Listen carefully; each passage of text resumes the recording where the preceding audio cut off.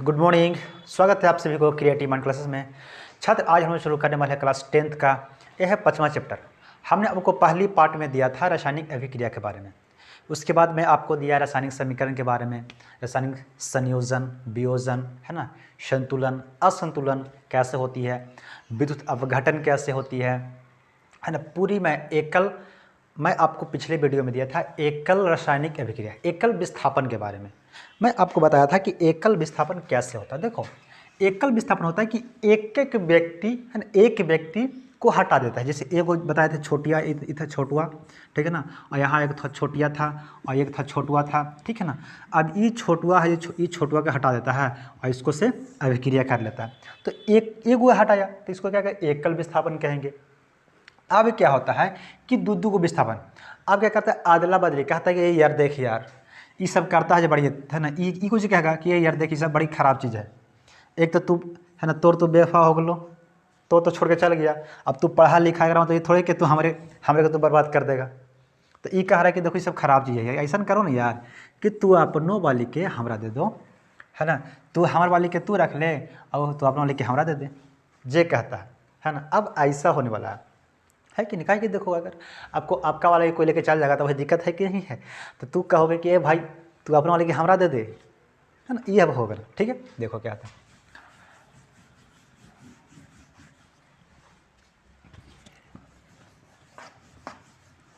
यानी अब यहाँ पे लिखना कितना, शायद 6 होगा।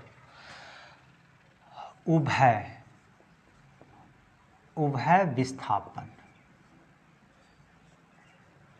विस्थापन, ठीक है, या इसे कहते हैं द्विविस्थापन,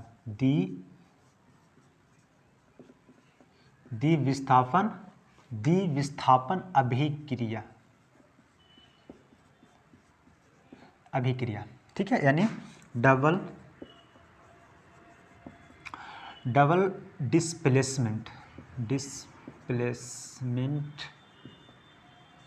डिस्प्लेसमेंट रिएक्शन।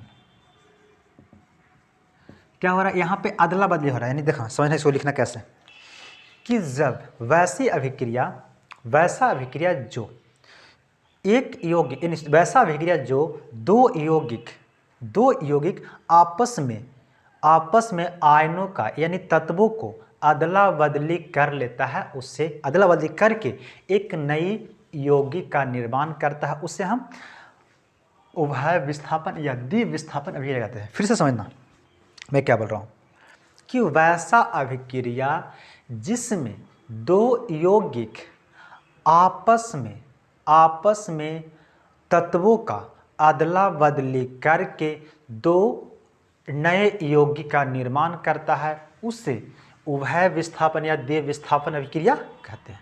समझा? यानी यहाँ पे क्या है कि दो व्यक्ति है कि नहीं, एगो ही छोटुआ है ना, सेटिंग कह रहा कैसे कैले है, छोटिया के साथ में है ना, ये छोटिया है, ठीक है ना। अब एगो ये छोटुआ है, अब ई सेटिंग कैले है छोटिया के साथ में, ठीक है ना।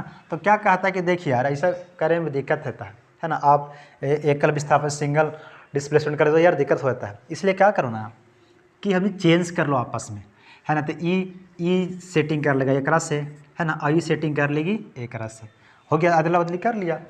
ये भी यौगिक है, ये भी यौगिक है, तो क्या को हुआ, एक दो यौगिक है ना, दो यौगिक हो गया, दो कंपाउंड हो गया। अब ये दोनों में अपनी तत्व को आपस में अदला बदली कर लेता है, उसे क्या कहते हैं, द्विविस्थापन। यानी विस्थापन मतलब होता है जगह को चेंज करना, विस्थापन मतलब होता ही है जगह को चेंज करना, ठीक है, उभय विस्थापन। ओके, देखो अब यहाँ पे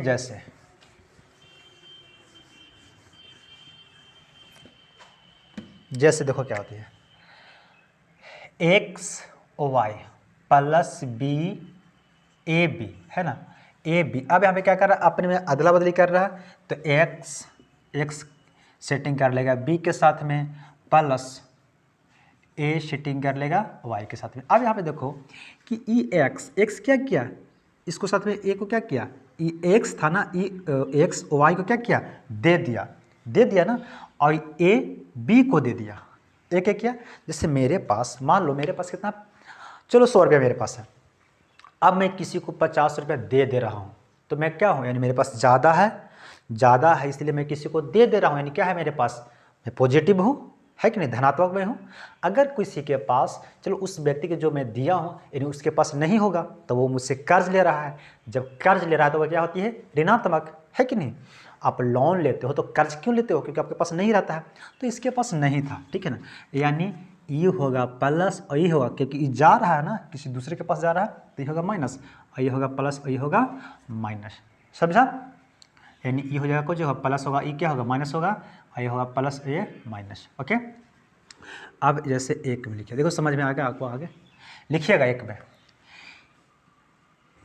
सिल्वर नाइट्रेट, सिल्वर नाइट्रेट, एक में लिखिएगा, सिल्वर नाइट्रेट के जलीय विलयन में, सिल्वर नाइट्रेट के जलीय विलयन में सोडियम क्लोराइड, सोडियम क्लोराइड को जलीय विलयन को डालने पर, सोडियम क्लोराइड के जलीय विलयन को डालने पर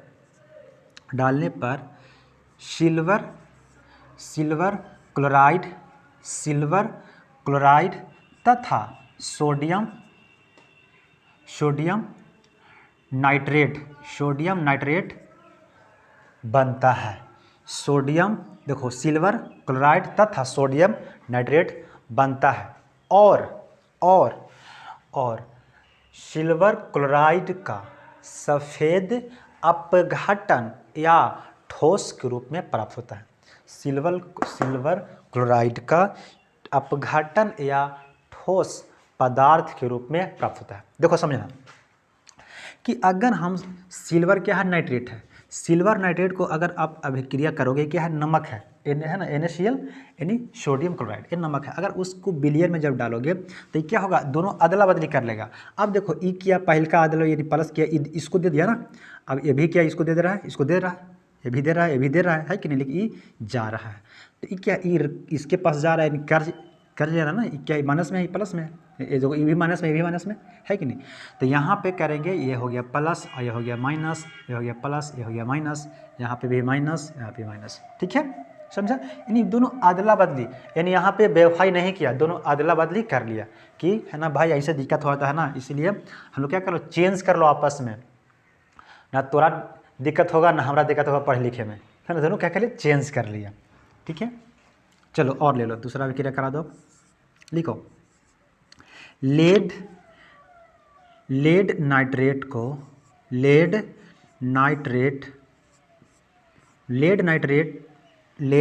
नाइट्रेट के जलीय विलयन में पोटेशियम आयोडाइड के जलीय विलयन को डालने पर, पोटेशियम आयोडाइड के जलीय विलयन को डालने पर लेड आयोडाइड तथा पोटेशियम नाइट्रेट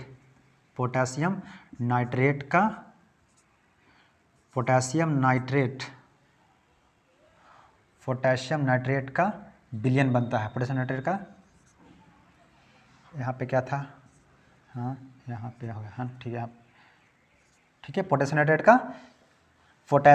का सॉरी क्या मैं बोला, पोटेशियम नाइट्रेट के जलीय विलयन में लेड नाइट्रेट के जलीय विलयन में पोटेशियम क्लोराइड, या मैं क्या बोल रहा हूँ, पोटेशियम नाइट्रेट के जलीय विलयन में, मैं यार क्या मैं बोल दे रहा हूँ, फिर से दिखना, गलती हो जा रहा है, लेड नाइट्रेट के जलीय विलयन में, इसको यार काट दो, देखो हो गया। अब लिखो दूसरी अभिक्रिया, लिखना, लेड नाइट्रेट के जलीय विलयन में पोटेशियम आयोडाइड के जलीय विलयन को डालने पर, पोटेशियम आयोडाइड के जलीय विलयन में डालने पर लेड आयोडाइड तथा पोटेशियम नाइट्रेट पोटेशियम नाइट्रेट बनता है, पोटेशियम नाइट्रेट बनता है, तथा लिखना उसमें, तथा लेड आयोडाइड का पीला अपघटन या ठोस के रूप में प्राप्त होता है। ये लेड है ना, ये लेड आयोडाइड पीला अपघटन यानी जैसे पदार्थ के रूप में वो बन जाता है, वो अलग हो जाती है। ठीक है, वो अब अलग मैं बताया था आपको कि अगर आप तीर ऊपर करते हो तो यानी गैस बनती है, अगर आप तीर नीचे करते हो तो कोई पदार्थ बन के नीचे बैठ रहा है। यही ना मैं बताया था। यार वीडियो चल रही है ना कि नहीं? चल रहा है, ठीक है, ये नीचे बैठ रहा है। ओके, तो ये अभिक्रिया करके ये बन जाती है। क्या किया, एक दूसरे से क्या किया, ये चेंज कर लिया, एक दूसरे से ये चेंज कर लिया है। यहाँ पे भी देखो बराबर है ना, ठीक है, ओके, सही है, हो गया। चलो दूसरा आ गया। अब यहाँ पे देखो मैं आपको बताया था कि क्या हो रहा है, अपघटन। अपघटन मतलब क्या होती है कि कोई पदार्थ है ना ठोस के रूप में बन जाना। ठीक है, यहाँ पे लिखना अगला पॉइंट पे, अपघटन, अपघटन अभिक्रिया, अपघटन अभिक्रिया यानी प्रेसिपिटेशन रिएक्शन, प्रेसिपिटेशन रिएक्शन। देखो क्या होती है अपघटन, समझना कि वैसा अभिक्रिया जिसमें कोई प्रतिफल, क्योंकि यही ना प्रतिफल बनता है जो प्रोडक्ट, कोई प्रतिफल विलयन से अलग होकर अपघटन या ठोस के रूप में प्राप्त होता है, उसे हम अपघटन अभिक्रिया कहते हैं। उसे हम अपघटन अभिक्रिया कहते हैं। समझा, फिर से उसमें समझना कि वैसा अभिक्रिया जिसमें कोई प्रतिफल विलयन से अलग होकर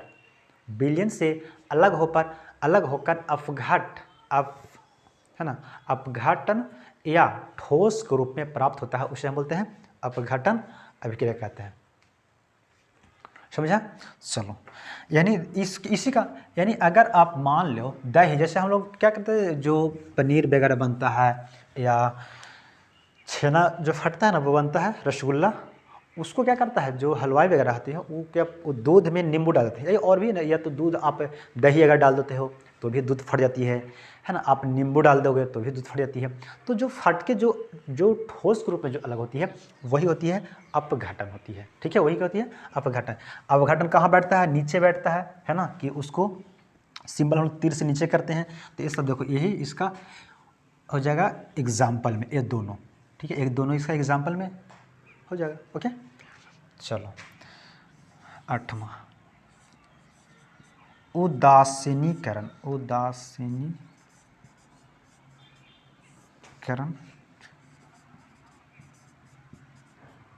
अभिक्रिया।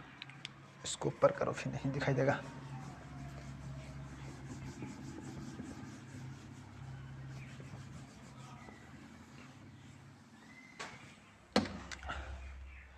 कितना था, 6 7 8। उदासीनीकरण अभिक्रिया यानी न्यूट्रलाइजेशन रिएक्शन। देखो उदासीन किसे कहेंगे, आप लिखना, आप पहले लिखा फिर मैं समझाता हूँ आपको। एग्जाम्पल लिखिएगा कि वैसा अभिक्रिया जिसमें अम्ल तथा भस्म, वैसा अभिक्रिया जिसमें अम्ल तथा भस्म मिलकर लवण तथा जल बनाते हैं, उसे हम उदासीनीकरण अभिक्रिया कहते हैं। देखो अब आपको समझ में आया कि अम्ल क्या होती है, अम्ल है ना, तथा भस्म या इसे क्षार भी बोलते हैं। ठीक है, ये हो गया एसिड हो गया बेस। देखो ये आपको पढ़ना है अगला चैप्टर में, इसका नेक्स्ट आगे चैप्टर है जो इसी के बारे में पढ़ना है, लेकिन मैं अभी आपको बताता हूँ अम्ल और भस्म क्या होती है। अम्ल होती है खट्टा पदार्थ, जो भी आपके पास खट्टा पदार्थ हो वो अम्ल है। जैसे आप नींबू खट्टा है, आप कच्चा आम खाते हो खट्टा है, इमली खाते हो अब दही वगैरह उस समय यूज़ करते थे नहीं, ये सब खट्टा उसमें पदार्थ होती है, जिसमें खट्टा पदार्थ होती है वो हो जाती है अम्ल। ओके। भस्म जो आपको कड़वा लगे, जैसे आप खाते हो करेला, कैसा लगता है करेला, तो करेला होता है कड़वा लगता है आपको। नीम के पत्ते वगैरह पीते हैं, या नीम का रस बहुत लोग देहात में है ना, उसको पीस के पीते हैं अपना शरीर को, खून को मैंने स्वास्थ्य अच्छा करने के लिए बहुत लोग यूज़ करते हैं, तो कड़वा लगता है। तो जो कड़वा लगता है वो क्या होती है, वो होती है भस्म। ठीक है, समझे कि नहीं समझे? ये होती है अम्ल, ये होती है भस्म। कैसा? अब जो उदासीन लवण जो मैं अभी बोला, लवण है ना न्यूट्रल, ये क्या होता है, ये होती है, ये तो ना तो खट्टा है और ना ही तो कड़वा है, ये बिल्कुल एकदम न्यूट्रल है। जैसे नमक आपको कैसा लगता है, नमक जब आप लोग चखते हैं तो वो आपको ना ही तो वो खट्टा है और ना ही तो वो कड़वा है कि नहीं, एकदम सिंपल सी है वो, उसमें कोई दिक्कत नहीं है नहीं। तो वो होती है लवण, यानी बीचों बीच वाला, समझा? तो हमको यही बनाना है, क्या, लवण बनाना है और जल बनाना है। हम लोग अम्ल को डिनोट उससे कैसे जाने कि ये अम्ल है, तो अम्ल में रहता है हाइड्रोजन, H रहता है, क्या रहता है, अम्ल में रहेगा H, और इसमें क्या रहेगा, इसमें रहेगा OH, भस्म में OH। देखो OH हमेशा O पहले रहेगा और बाद में H रहेगा, तब वो भस्म रहता है। इसमें हमेशा H पहले रहता है, उसके बाद कोई इधर अभिक्रिया कोई और अंक रहेगी, है कि नहीं, तो इसको हम पहचान सकते हैं। इसमें ना तो H रहेगा ना तो OH रहेगा, कोई नहीं रहेगा, HOH नहीं रहेगा, वो है कि लवण। पहचानने के सिंपल सी, कैसे पहचानेंगे, देखो अब इसका अभिक्रिया, कि अगर आप है कि नहीं, अगर आप पहला अभिक्रिया हाइड्रोक्लोरिक अम्ल, लिखिएगा, हाइड्रोक्लोरिक अम्ल के साथ, हाइड्रोक्लोरिक अम्ल के साथ सोडियम हाइड्रोक्साइड को मिलाने पर या मिलने पर क्या बनेगा, सोडियम क्लोराइड तथा जल बनेगा, H2O। देखो सोडियम क्लोराइड मिल गया, H यहाँ एक यहाँ 2H O, यानी जल बना, यानी ये हो गया, देखो ये क्या हो गया, हाइड्रो क्लोराइड, ये हो गया सोडियम हाइड्रोक्साइड, ये बन गया सोडियम क्लोराइड, सोडियम क्लोराइड ये बन गया क्लोराइड, ये बन गया जल, H2O। ठीक है, जल बन गया, समझा, ये बनती है। और एक और अभिक्रिया आप ले लो, आप मिला दो, है ना, सल्फ्यूरिक अम्ल H2SO4, सल्फ्यूरिक अम्ल जो होती है बैटरी का पानी में आप मिला दो पोटेशियम हाइड्रोक्साइड को, किसको मिला दो, पोटेशियम हाइड्रोक्साइड को आप मिला दो, तो ये बन जाएगा पोटेशियम सल्फ्यूरिक अम्ल है। ठीक है, पोटेशियम सल्फेट बन जाएगा, पोटेशियम सल्फेट प्लस क्या बना देगा, जल बना देगा, प्लस बना देगा जल, H2O। इसको बोलते हैं सल्फ्यूरिक अम्ल, ये बोलते हैं सल्फ्यूरिक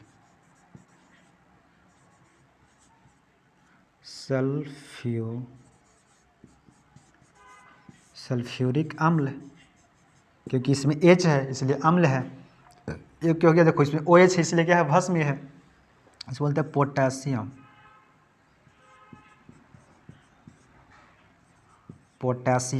हाइड्रोक्साइड, ये हो गया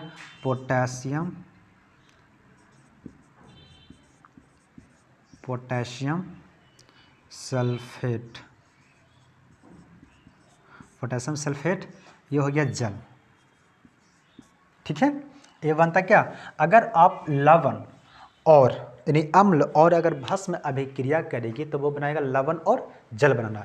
ये आपको विस्तार रूप से पढ़ना है अगले चैप्टर में। ठीक है, मैं आपको अभी इतना ही मैं बता दे रहा हूँ। चलो आगे, ये सब क्या हो रहा है, ये सब अब क्या कर रहा है, संयोग अभी अलग अलग हो रही है ना, सब एक दूसरे से क्या कर रहा है, देखो इसको चेंजिंग कर रहा है ना, एक दूसरे से चेंजिंग कर रहा है अभी, पहले था बेवफाई, तो पहले हुआ, पहले दोस्ती हुआ, है ना।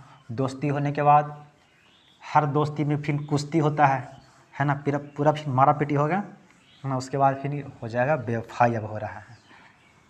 देखो कितना था यार, 8 ना 9। प्रकाश, प्रकाश रासायनिक, रासायनिक अभिक्रिया, प्रकाश रासायनिक अभिक्रिया, फोटोकेमिकल,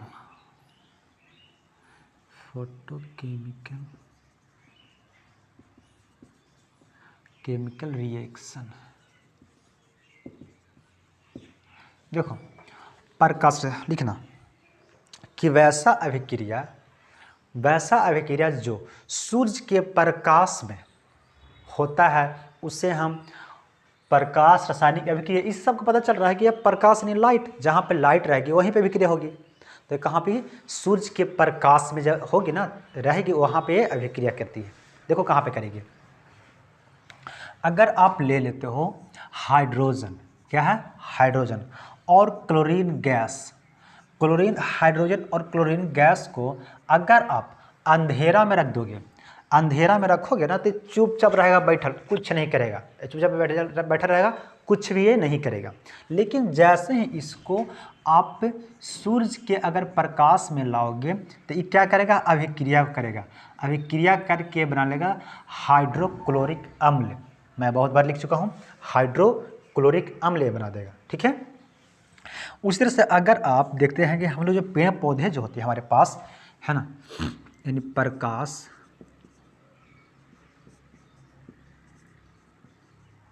संश्लेषण, प्रकाश संश्लेषण, फोटोसिंथेसिस,